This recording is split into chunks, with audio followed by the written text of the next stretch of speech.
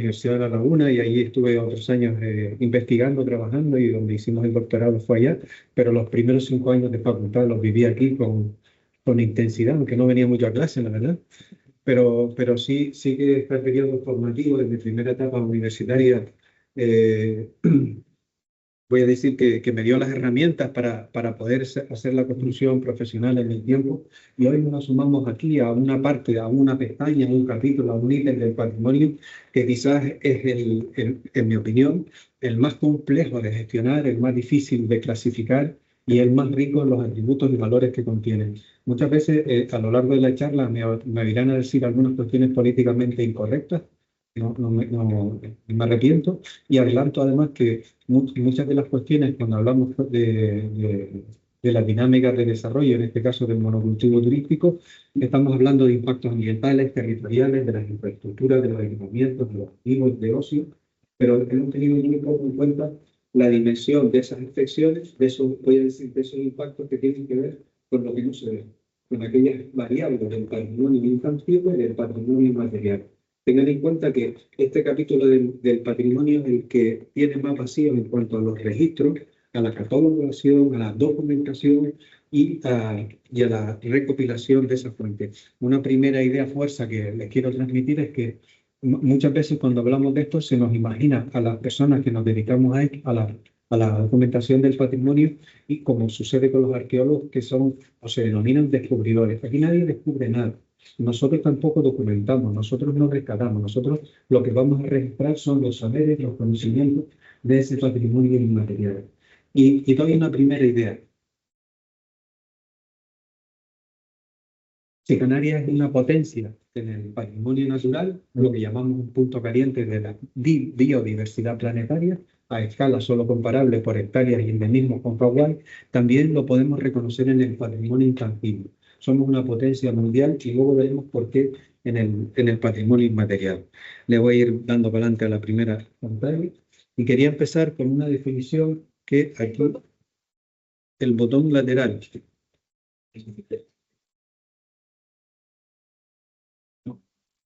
Tengo esto. ¿Lo tienes tú, Olivia? Esta cosa no te sirve, estas pilas y todo. Con el random. Vale, disculpe.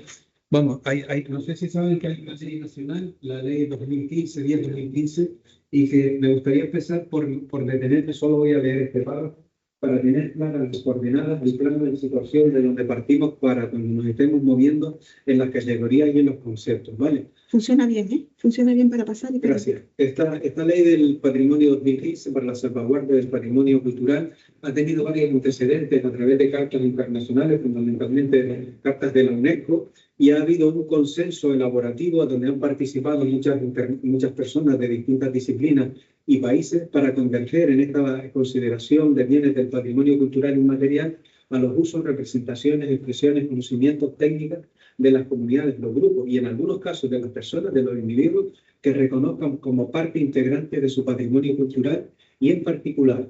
las tradiciones y expresiones morales, incluidas las modalidades y particularidades lingüísticas como el vehículo del patrimonio cultural, por ejemplo, el léxico o el dialecto que se habla del castellano en Canarias, así como la toponimia tradicional como instrumento para la concreción de la denominación geográfica de los territorios, artes del espectáculo, usos sociales, rituales y festivos, conocimientos, usos relacionados con la naturaleza y el universo, técnicas artesanales tradicionales, gastronomía, elaboraciones culinarias, alimentación, aprovechamiento específico de los espacios naturales, formas de socialización colectiva y organizaciones, manifestaciones sonoras, música y danza tradicional. A partir de aquí, el patrimonio lo vamos a entender siempre como un organismo vivo. Todos los días se construye el patrimonio. El patrimonio no es un espejo retrovisor sobre el que nos orillamos hacia el pasado y nos fijamos de lo que nosotros fuimos, construyendo unas supuestas identidades pasadas que generan el cómo somos. A esta hora estamos construyendo patrimonio. Mañana seguiremos construyendo patrimonio. Por ejemplo, una de las emergencias más importantes que están surgiendo en Gran Canaria a esta hora es que hay un colectivo de gente súper interesante que está trabajando con todo el patrimonio comercial, todos los rótulos de las cartelerías esas que están desapareciendo de la calle, de los callejeros, pues hay un grupo de personas que la están llevando a un almacén y están guardando porque seguramente dentro de poco, a esta hora ya lo son parte del patrimonio. Por lo tanto, no tengamos esa visión un poquito retrospectiva del patrimonio, sino que es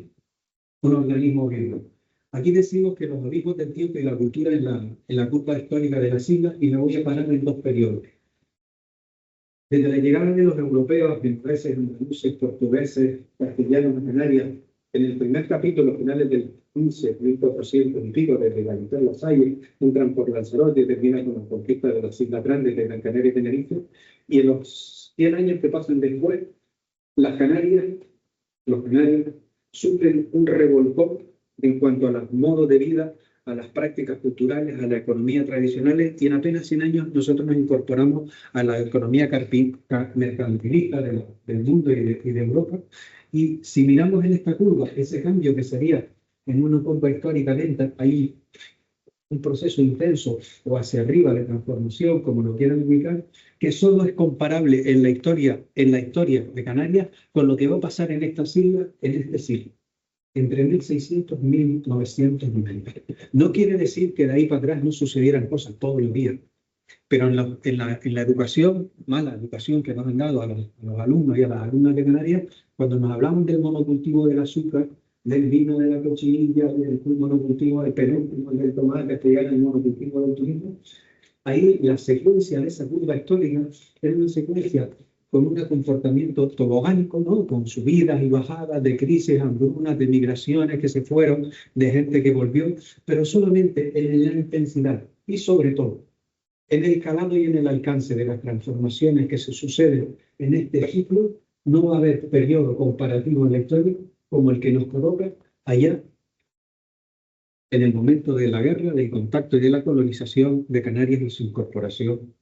a Europa. Y ahora veremos por qué. Y pasamos de la imagen de un silo, de la puerta de un silo, de un depósito de grano virgen, a una estampa de una sombrilla de orilla de la costa de la isla, ¿no? Y traigo algunos números para demostrar que en ese periodo tan corto de tiempo, por ejemplo, las bolsas de empleo, cómo se colocan a la inversa en la población activa. Buenas tardes. En la población activa tanto de Canarias como de España, tanto en el sector primario, en el secundario y en el terciario. Y no sé si por la poca resolución se aprecian los números de las poblaciones que se dedican en uno y otro caso que pasan en el terciario del 27 al 70 y pico % de activos en el sector terciario en apenas 30 años. Esto en términos macroeconómicos en pocos sitios del mundo se ha dado con tanta aceleración.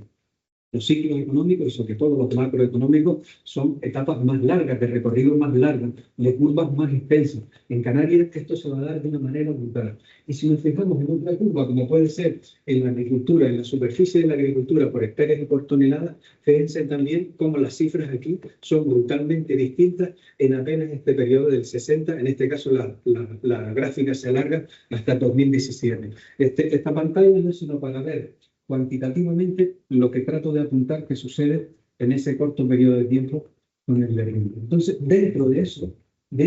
derrumbe nos vamos a encontrar, y ya voy acercándome al núcleo de la intervención de esta tarde, a cómo las intervenciones de las actividades tradicionales tienen como soporte el patrimonio inmaterial y cuáles son esas claves. Para referirnos al patrimonio, y esto es universal, de Canarias o de cualquier latitud cultural del mundo, vamos a entender varios vectores que lo explican. El primero es la endoculturación. Cuando hablamos de endoculturación nos estamos refiriendo a los modos de transmisión del saber. En esta academia, en la Universidad de Las Palmas, en el Departamento de Geografía, el saber está arreglado, está tasado, está examinado y está probado. Sin embargo, la endoculturación es lo que nos enseñaron por experiencia de ensayo-error acumulada, los saberes que nos van transmitiendo intergeneracionalmente de nuestros antepasados, abuelos, bisabuelos, abuelos. Y ahí hay unos rodajes, ahí hay unas lubricaciones del conocimiento que se van acercando a través del tiempo de esas experiencias acumuladas. Dos, el segundo vector es el de la ecología cultural. La ecología cultural tiene que ver que buena parte de esos conocimientos descansan en las relaciones que tienen las comunidades locales con su territorio y su ambiente natural. ¿Por qué? Porque en un territorio islas como el nuestro, en un espacio insular como el nuestro, la dependencia hacia adentro de la tierra es brutal. Porque en los territorios continentales los desplazamientos son más fáciles. Aquí o emigras o sobrevives con los recursos. Entonces hay un dominio en ese conocimiento ancestral del territorio, tanto del territorio de la tierra como de la orilla, como del cielo brutal. Y esa ecología funcional luego veremos que se transfiere en el manejo de los paisajes entendidos como paisajes productivos, ¿vale? Hoy cada vez basculamos más hacia los paisajes contemplativos, hacia, decimos, el territorio de Instagram, ¿no? Pero el paisaje productivo como escenario de aprovechamiento que da la clave, que es la supervivencia de la comunidad, tanto de la comunidad parental, de mi familia, como la de la comunidad social. En este caso vamos a entender como comunidad social a la isla, al conjunto de las personas. Y luego, eso tiene que ver también con los ritmos, con la intensidad y el alcance de esos aprovechamientos. De tal manera que yo siempre en estas intervenciones lanzo al azar un desafío. Y aquí hay profesores de geografía como Lidia, como Tino y otros profesionales que están en la sala, Maripino, y les digo que me señalen un metro cuadrado de la isla, un metro cuadrado de Gran Canaria que no haya sido pisado, segado, arrancado y removido. No lo hay.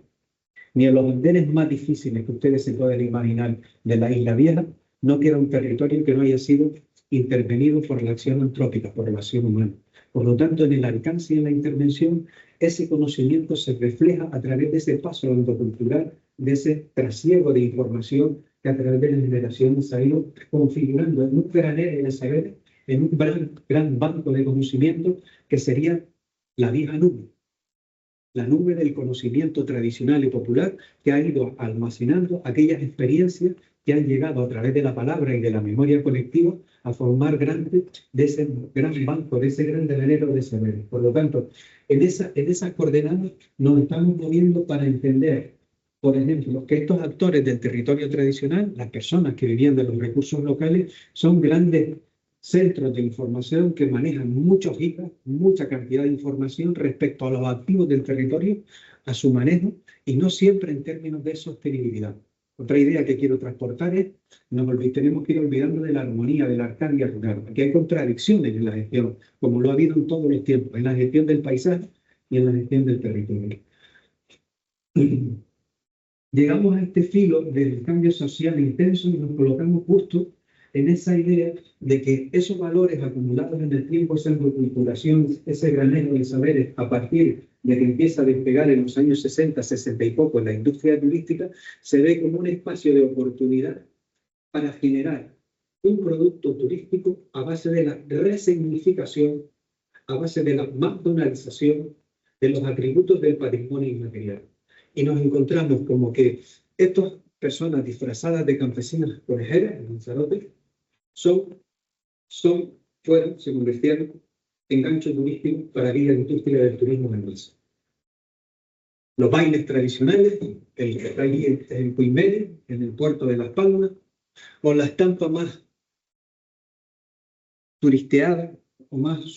subernizada de lo que podría ser aquella Gran Canaria que empieza a despegar en una primera línea del turismo. Por lo tanto, aquellos atributos que se fueron configurando como banco de conocimiento se van a ir modificando y adaptando a través de su resignificación. Y entonces, este motor, como motor erosivo,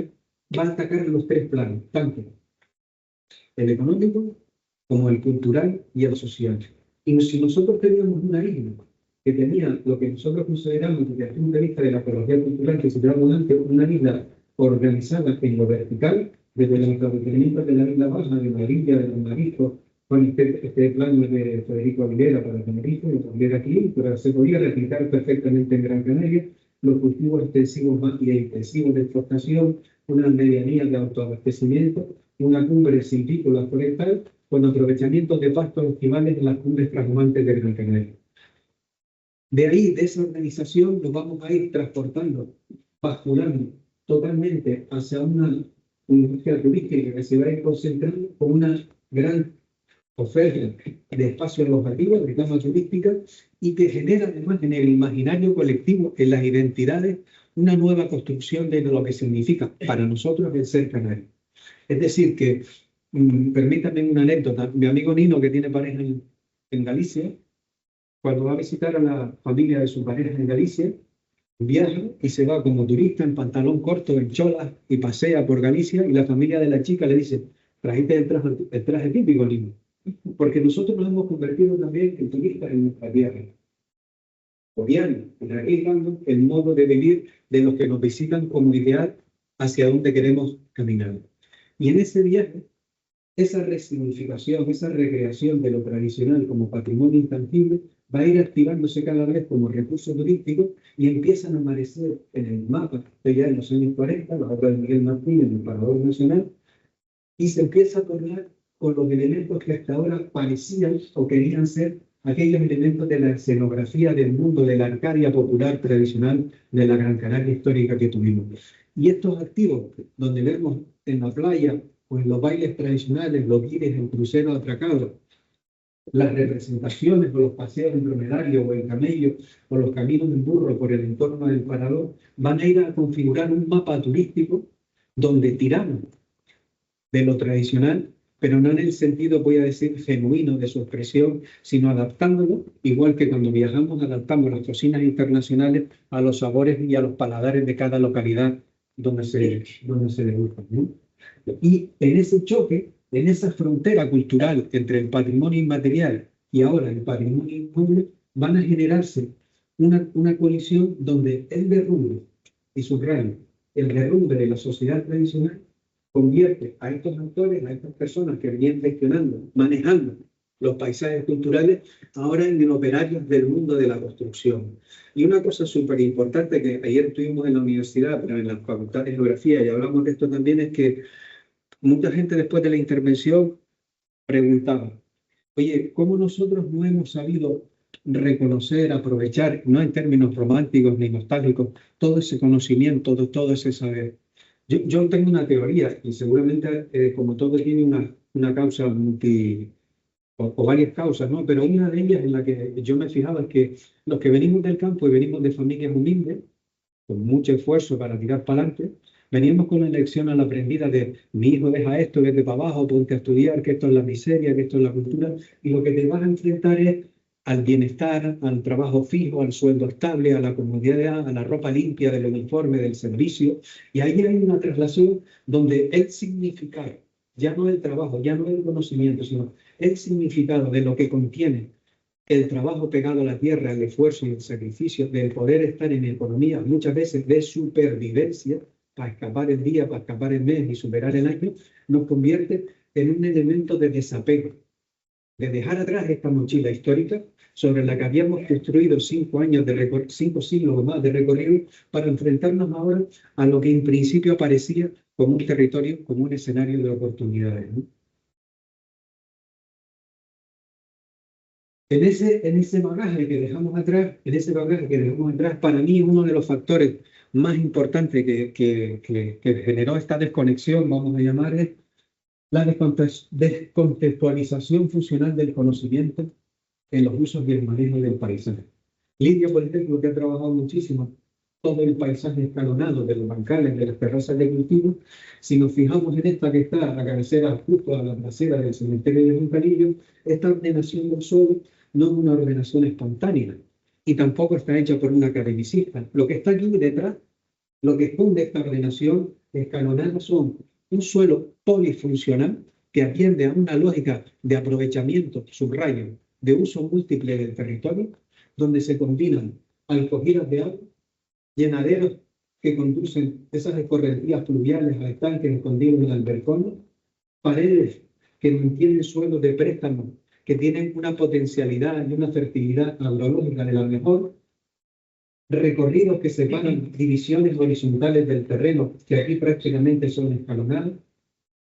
organizaciones de lo que hemos denominado el urbanismo vertical, como sucede en Acusa o en Acusa Cerca, que fue cabecera municipal de Artenara hasta bien entrado el siglo XX, y donde la complejidad urbanística de la ordenación del asentamiento nos hace pensar que había ahí un plan director, un plan general, y que tiene que ver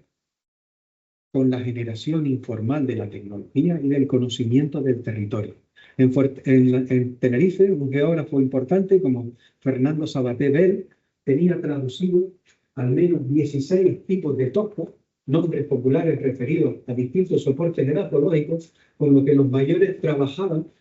en función de su aprovechamiento distintos tipos de cuevas y suelos para excavar en los pisos de la isla de Tenerife. En Gran Canaria podemos multiplicar eso exponencialmente,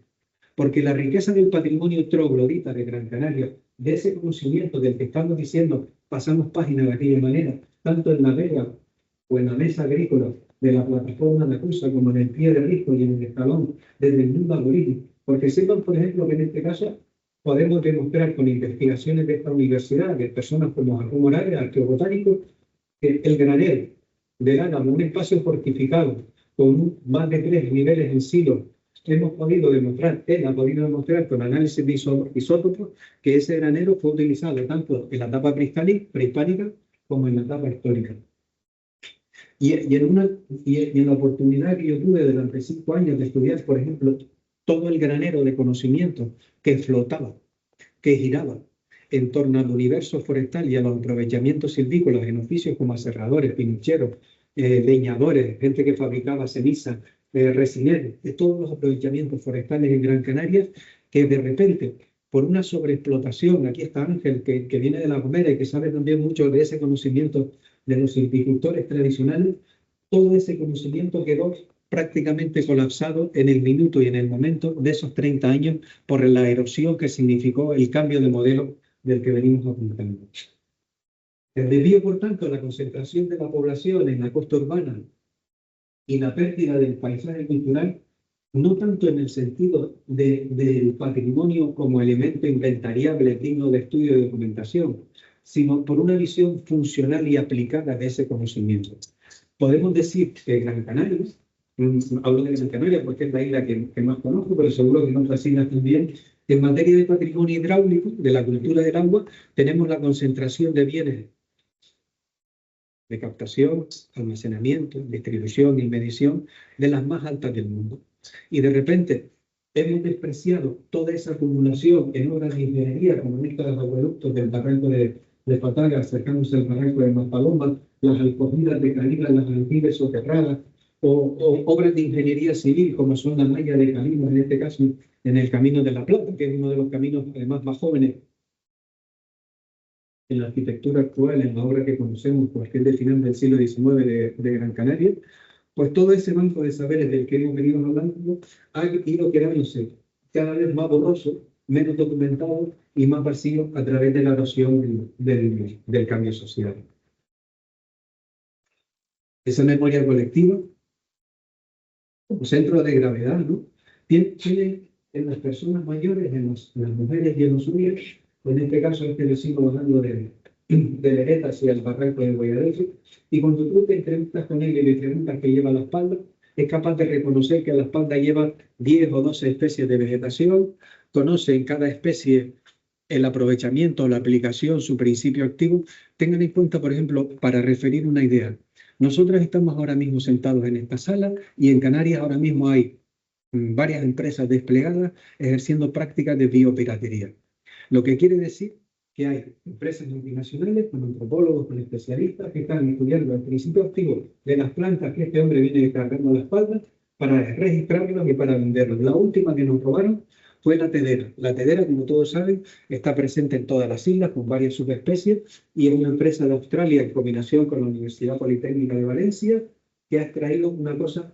que tenga la tedera. Mi padre y mis abuelos se la daban a las cabras porque las cabras cuando ponían tedera, especialmente después de parir, se les mudaba hasta el pelo. ¿Por qué? Porque tiene una proteína y un valor alimentario fundamental.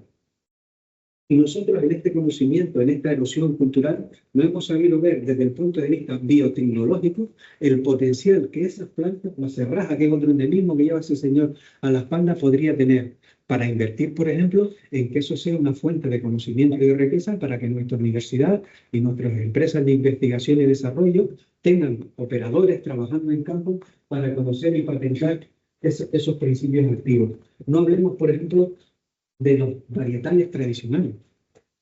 Hay un autor de lanzadores, Jaime Gil, que lleva más de 35 años investigando sobre garbanzos, sobre papas. ¿Se acuerdan los que tenemos cierta edad? El primer póster aquel chulísimo, que era de papas de 18 colores de Tenerife, de las que sobrevivieron las papas de yema y las papas negras. valen 6 euros, creo, ¿no? Ahí hay una revalorización de ese conocimiento ancestral a través de las aplicaciones gastronómicas y las calidades organolépticas que tienen esos alimentos, en que nosotros nos hemos dejado atrás un montón de oportunidades de desarrollo endógeno, basado en nuestros recursos locales, con aprovechamiento a nuestros sectores primarios que mantengan nuestros activos paisajes como recursos del bien común. Y sin embargo, nos exploramos hacia el monocultivo turístico pensando, no es responsabilidad de nadie, lo digo autocríticamente, pensando que ahí estaba el maná, despreciando todo este banco de saberes de todas esas plantas. El otro día se publicó hace poco un libro súper guapo que se llama La leche espesa, de más de 25 años de investigación, un tocho así, calidad de edición, y me sorprendió que el autor, bien, hablaba de muchas cosas. Entonces hablaba del uso de la leche tabaiba, tanto de la amarga como de la dulce, de las dos tabaibas. Y yo no sabía que aquí hubo un empresario que llegó a fabricar un chicle de látex y que le vendió la patente a un catalán que lo comercializó como el chicle de tabaiba en Cataluña hasta unos cuantos años. Entonces, por ejemplo, en los pastores se utilizaba la leche de tabaiba amarga para cosas tan fundamentales como para destetar un barco. Si yo le pongo una leche, que es un látex muy corrosivo, en la punta de la teta de la cabra o de la oveja, el balfo mama 2 veces y a la tercera vez ya no se acerca porque sabe que eso le hace daño. Pero es que además, en la agricultura ecológica tradicional, permitan esta expresión, cuando no había y no llegaba el abono a las extensiones de tomate en los años 50 y 60 en el sur de Gran Canaria, se picaba el látex del cardón y la tabaiba y se echaban al riego porque hacían como inhibidores, hacían de biopesticidas para evitar las plagas en los tomates. No sabemos nada de las aplicaciones que podrían tener esos usos tradicionales de estos conocimientos que hoy están prácticamente en el horizonte de que nos olvidamos de ellos, ¿no? Y si volvemos a la utilización mercantil de esos recursos, nos podemos encontrar con cosas bastante interesantes, ¿no? Y tienen que ver con esa superlización, McDonaldización, como dicen en algunos, sobre todo en Europa, de cómo se ha invertido tanto en el escenario de lo que podemos llamar el mundo pre-europeo, el mundo de los orígenes, como vimos antes en el mundo de lo tradicional. Tenemos en Gran Canaria inventariados, hay más, pero inventariados, entre 1.100 y 1.150 yacimientos, y sin embargo las ofertas temáticas que se venden son estos productos descafeinados, alterados, descontextualizados, como puede ser el mundo aborigen que nos encontramos saliendo de Maspalomas en dirección a Pataga, que ofende, de verdad, que ofende a la memoria colectiva del tratamiento que hacen de estas aguas de sacrificio, de este tipo de cosas que son los que se venden a la industria turística, porque entre los 17 millones de turistas, yo digo que algún turista responsable vendrá y que querrá conocer valores razonablemente bien documentados de nuestra historia reciente o nuestra historia más lejana, o estas escaleras de acceso a uno de los bares de la Bartolocracia abajo en Guayadeca, ¿no? Hasta tal punto que si se ha hecho una selección de aquellos elementos, en antropología decimos diacríticos, que se usan para exponer esta parte del conocimiento ancestral, del conocimiento popular, y a lo mejor uno de ellos viene a ser, antes veíamos alguna imagen de la música popular y el verso del folclore, porque antes era música popular. Sin música popular, la parranda que se organizaba en una fiesta, en un baile, que animaba musicalmente y cohesionaba, unía socialmente a la comunidad local hasta que se sube al escenario y se convierte en folclore. Pero hay una vestimenta. El invento de la tradición, que todos tenemos un autor fundamental en la historia contemporánea, que es Oswald, ¿no? que dio nombre a ese categorizador, y que tenemos un ejemplo muy representativo. Esta es la portada, una de las portadas del libro de quien más estudió esto, que para descanse, José Antonio Pérez Cruz, y que aquí no se lee, pero se llama El invento del traje tradicional. Es una fábrica que es un autor, un artista importante nuestro, ¿no? que se inventó a partir de aquellos trajes campesinos con unas recreaciones que se han ido convirtiendo en el tiempo y asentando como vestimenta tradicional. Pero la finalidad de aquel reinvento, de aquella recreación, no era otra que presentarla como escaparate de identidades amañadas a la industria turística. ¿Qué podemos decir de la gastronomía? La gastronomía es otro vector fundamental en las culturas históricas, donde en Canarias, por ejemplo, hemos perdido toda la cocina tradicional y, por supuesto, la resignificación del paisaje cultural y la toponimia, ¿no? Eh, yo recuerdo, por ejemplo, entrevistar a una persona, creo que aquí no la conoció, a Teresita Santana, que estuvo muchos años tejiendo, una pastora de Tenteriguada, que era una de las últimas mujeres transhumantes que habitaban en las laderas bajas, en la falda baja de, más o menos en la Murga, ¿no? Y, y ella daba nombre a casi todas las playas del sur. Entonces la de San Agustín, ella la nombraba por la playa de la Cazuela, y me acuerdo cómo llamaba Bahía Feliz. Entonces, todas las, si vamos a Fuerteventura y Lanzarote, como las urbanizaciones han ido sustituyendo los nombres tradicionales de la cartografía, de las memorias colectivas del territorio, para hacer nombres ganchos que vengan a resolver atractivos turísticos al relleno de la demanda del sector. Pero quizás el traje, sepan que cuando se publicó este libro que salió en el año 99, se armó la más grande, porque muchas, sobre todo mujeres, que vivían de construir y vender el traje de Néstor se convirtió con obra documentada y contrastada en el disfraz de Néstor. Entonces, ¿para qué me gasté las perras? Entonces ahí se montó una bronca que sin José Antonio, el autor, lo había, porque José Antonio Pérez Cruz, la persona que no lo conocieron, era un coleccionista y sobre todo era un marchante de fotografía antigua. Entonces él tenía fotos de las Canarias que había pillado por media Europa, de viajeros del final del 19, principio del 20, donde se veían bien reflejados las modas de vestir tradicionales del campesino, de la gente de la mar, y él tenía esto bastante elaborado, en el libro se demuestra, ¿no? Entonces, a través de la documentación y del estudio, tanto en dibujo como fotografía, en fototeca antigua, él vino a demostrar que era un invento convertido en esa subernización que podemos decir de la cultura, ¿no? Y en ese traspaso, ¿no?, de los usos del territorio, la nueva configuración del paisaje, las nuevas miradas giran ahora sobre el territorio que convierte a la Gran Canaria tradicional, en la cabecera de Cazadores, a la orilla baja, la Gran Canaria del turismo y del sector. Voy a ir terminando para no pasarnos, y nos encontramos ya entrando en el siglo XXI como que nosotros mismos nos hemos convertido en turistas en nuestra tierra. Y entonces tenemos problemas de conservación de algunos monumentos naturales, como el que ustedes tienen en la imagen, que es Guayadeque. Esa población, esa sobrecarga de vehículos es de un domingo. Casi siempre somos canarios los domingos, la mayoría, y entre semanas, de tal manera que nosotros hemos replicado también, incluso en verano, bien, todos vamos incluso en clave turística, y estamos viendo que formamos parte de ese deseo del descanso merecido que todos tenemos, sin tener una visión que no quita de serlo, pero sí mínimamente autocrítica, a ser parte de todas esas transformaciones en cuanto a los usos, a los actos, a los actores que soportan el viejo y el nuevo paisaje de la isla, ¿no? Y termino diciendo que me gusta dar un brochazo final en el sentido de lo que podemos hacer. Yo creo que hay muchas cosas que se pueden hacer, ¿no?, para animar esta erosión, o por lo menos para generar las albarradas, los mantenimientos de que no arrastren, no terminen de erosionar ese contingente, ese granero de conocimiento. Y en ese andar sereno hacia el encuentro con nosotros mismos, con las personas que hemos recorrido esta isla, yo creo que hay que hacer una apuesta por todos los paisajes de proximidad. Y cuando me refiero a los paisajes de proximidad, me refiero a lo que está cada día delante de nosotros, ¿no?, por donde nosotros andamos, por donde nosotros caminamos, que no tiene que ver con esas estampas fosilizadas del roquebulo o de las lunas de los palomas. Me refiero a nuestra calle, a nuestro barrio, a nuestro pueblo, para tener una mirada de afecto, de cierto cariño y enganche con relación emocional y sensorial al territorio y a las personas que lo viven, ¿no? Y considero también que en ese pasado y en esas memorias colectivas hay una herramienta de futuro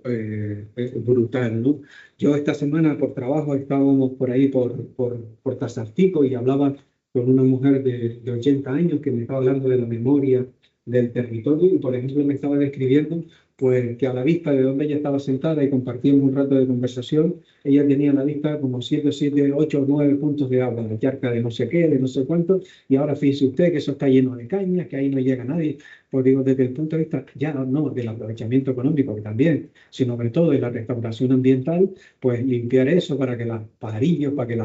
los lagartos y tal tengan ciertos avituallamientos de hidratación. Pues hay un manejo del paisaje y en el conocimiento que hablamos de biotecnología, hablamos de renaturalización del espacio, hablamos de paisaje de proximidad. Por lo tanto, si acabo, el patrimonio inmaterial debemos de entenderlo como una herramienta que, con anclaje con raíces, nos sirve para recorrer el futuro en un sentido, yo creo, de vuelta a conectar con el espacio que nos toca vivir, que es un espacio de mucha sociedad. Gracias a todos.